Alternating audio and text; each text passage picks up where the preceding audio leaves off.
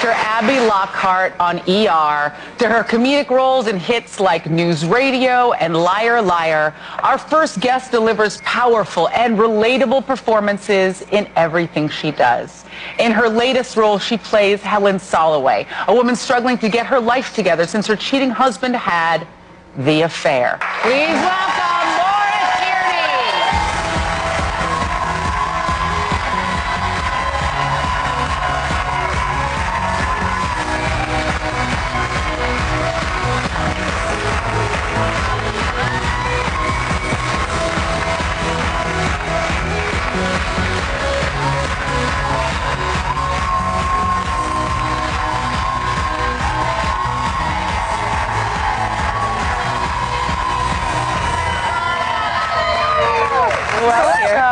Well, in your intro, we mentioned that you spent 9 years on ER, and you got an Emmy nomination, but all that medical knowledge that you have led to a real-life diagnosis? It did. I diagnosed my ex-husband's appendicitis. Oh, wow. Yes. Really? I did, because he had what's called rebound tenderness, which I knew about, and he had all the signs. But my joke now is I probably should have let it go because it would have saved me a lot of money.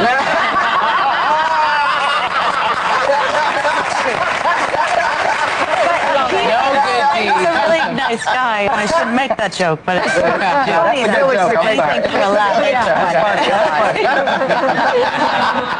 So, you live in New York City. I do. Yeah. And there's no place better to be at holiday season than in New York. Yeah. Now, other than your home, obviously, where's your favorite place to be in New York? I like everywhere because I like when it's cold there because it sort of makes you feel like you can go on if it'll ever get cold. It's really warm now, but I like that I live there because so many people come to the city, so even walking all over it is great that you're like, I live here, you know, this is my sister's kids come in town for the holidays, so I take them to the tree at Rockefeller Center and we do all the touristy stuff. And that never gets old. That tree. I know it's just a tree with lights, but it's like a magic tree. It really is. It's like so big, and it's really fun to show off the city to the kids. I like that a lot. The ice skating rink. Yeah. Now, the affair takes place in New York, and this past season, there was at least one episode you shot at Washington Square Park, the heart of NYU, where you went to drama school. How did that feel, shooting this hit show that you're on and remembering this is where it all, your dreams started? Yeah, it felt great. I didn't realize it at first because we're working and we're doing the thing, and I looked up at the arch and I was like, oh my God, like this is crazy. I really would not probably have imagined that. And it was really, and the director who was directing that episode also went to NYU. So it was really a really great day. And Katie Couric walked by. What a New York moment. It really was. And Katie Couric was doing something, and I didn't have my glasses on, and I just saw this blonde person like going like this, and I'm like, I'm acting. It was Katie Couric. No autographs, please. So it was really great. It was a great day. People everywhere, and I know on this show, like there's so many fans, like on the staff and the crew and the cast. Everybody loves The Affair. It's such a huge hit, and I mean, everybody who says, like, are you watching, like, if you say to somebody, are you watching The Affair, they go, oh. So you play a woman, her name is Helen. Her husband betrays their marriage, their family, by having this affair. And now in season 2, how is Helen dealing with the aftermath of that? Initially not well.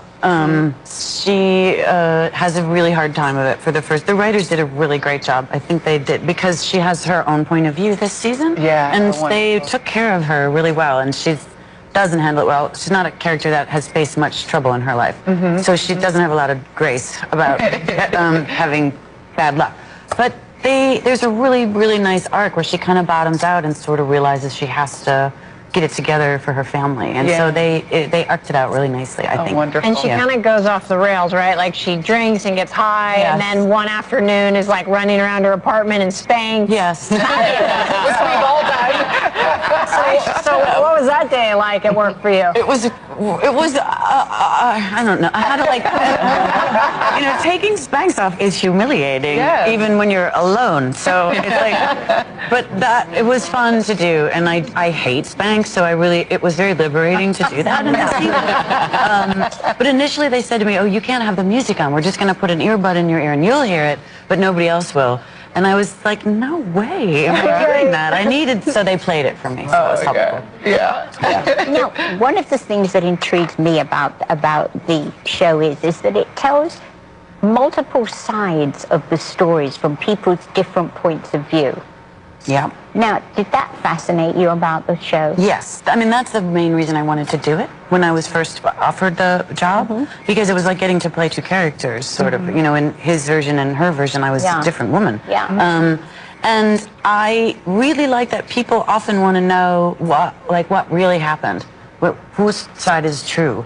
And I think everybody's side is true. It's like life. It is like life. Like everyone at the table is going to remember this moment probably differently. Yeah. So I think it's really fun. And I think it's interesting that people want to know the truth. Yes. Like, which one is the real? Which one is the real one? Yeah. And People I'm like, see what they want to see. Yeah. And let's just say no one's on your ex-husband's side. No. Okay, let's just say that.